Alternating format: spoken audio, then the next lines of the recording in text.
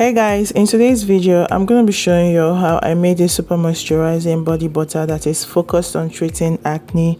This body butter contains anti-inflammatory properties which can soothe and repair sensitive skin and also reduce the effect of skin conditions such as psoriasis and eczema.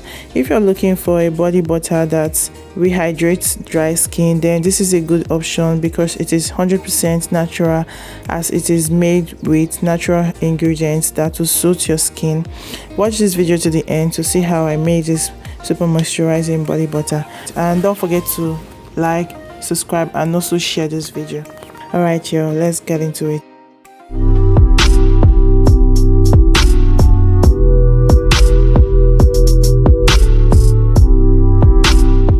Hi guys, welcome back to my channel. Thank you so much for coming back.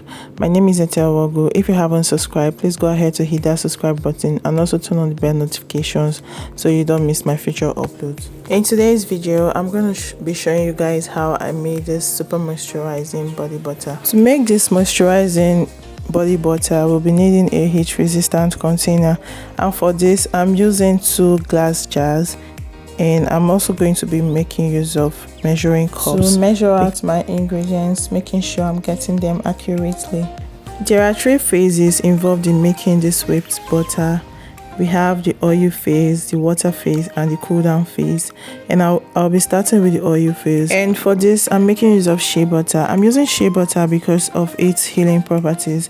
Shea butter has anti-inflammatory properties which can soothe and repair sensitive skin and also reduce the effect of skin conditions such as psoriasis and eczema. I'm using raw shea butter that has not been refined in any way, which means none of the antioxidants or hydrating properties are lost, thus giving you the maximum benefits. I'm making use of a half cup of this unrefined shea butter. I'm now going to transfer it into this heat resistant container.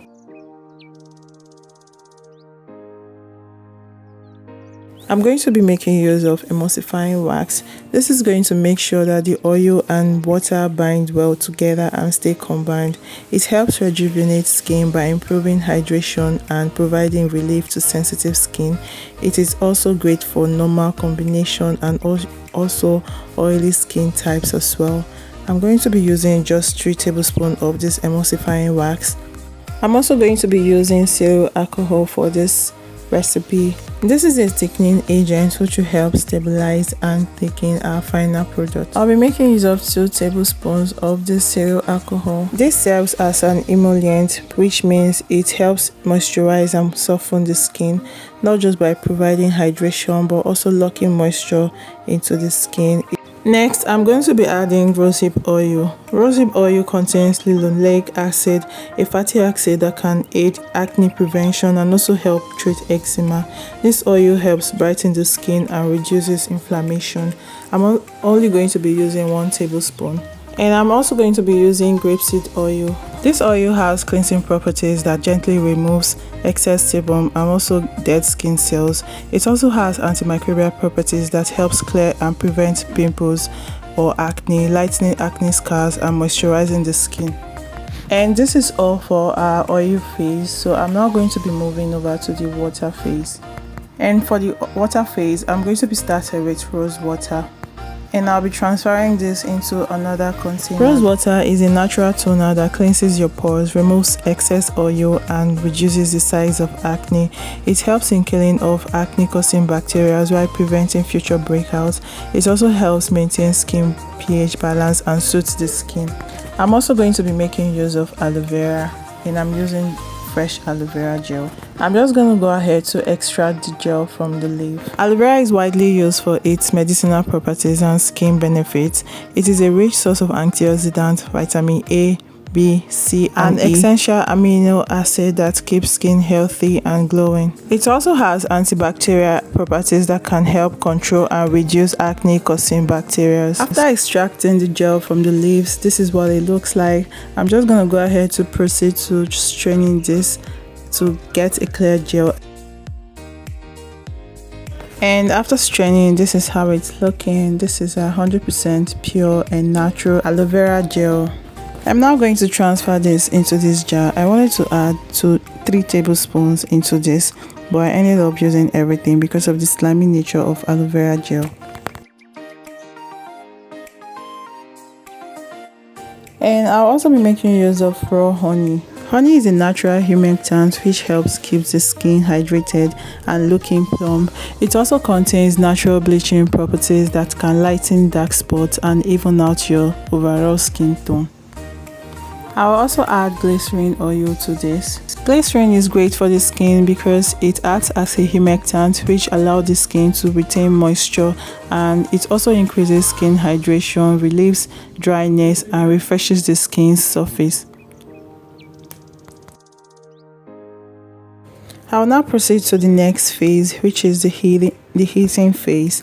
I already have a pot of warm water on fire. I will now transfer my butter and oil mix into this pot to melt down completely. When the butter was melted, I just added my water phase into the pot to heat it up a bit.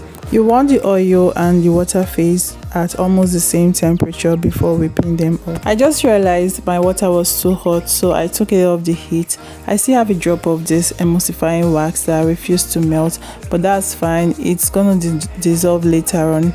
I'm now going to transfer this into my mixer bowl and begin whipping this up. I'm using a stand mixer to whip this, and I'm also using a paddle attachment so I don't incorporate too much air into this, and I'll be whipping this on a very high speed. You want to mix this up really fast while it's hot. I'm just mixing this very well because you want the water and the oil to come together. You don't want them separating after a while. After mixing or creaming this for a few minutes, it will start looking creamier and more like a milkshake. But it's still not ready at this point. We want it thick and more like a cream texture, so just keep mixing this. After a few minutes of creaming this, I got so many bubbles in here and we don't want that, so I just went ahead to use a spoon to mix this up. This is just a little trick I learned. I don't even know where I came up with this.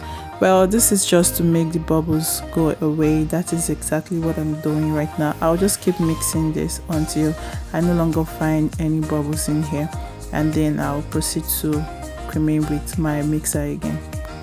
Okay, just when I thought I was filming, I didn't know I never tapped the record button, so I creamed this a little bit and I got to this state. But anyways, we're still not done here. So I'm just going to repeat the same thing I did, which is to use my spoon to remove the excess air that got into this butter. I'm now going to be adding vitamin E oil into this solution. Vitamin E is an antioxidant here.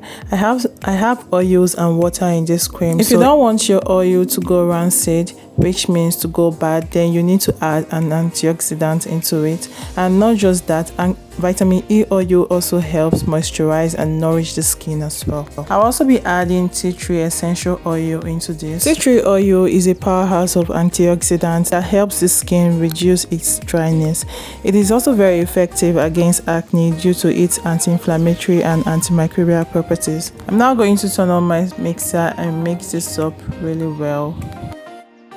I'm now going to add my fragrance oil for some sweet and fresh smell.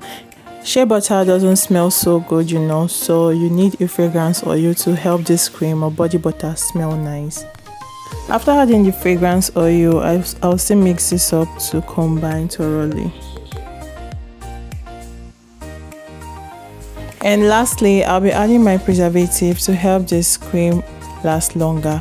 I'm using German Plus preservative, and I'll be using just a tablespoon of this. After adding my preservative into this, I will now give it a quick and final mix to combine all my ingredients together. Can you see how creamy this looks? And it smells so good as well. I've never made this cream before. This is the first time I'm making it, and I think I got the recipe right.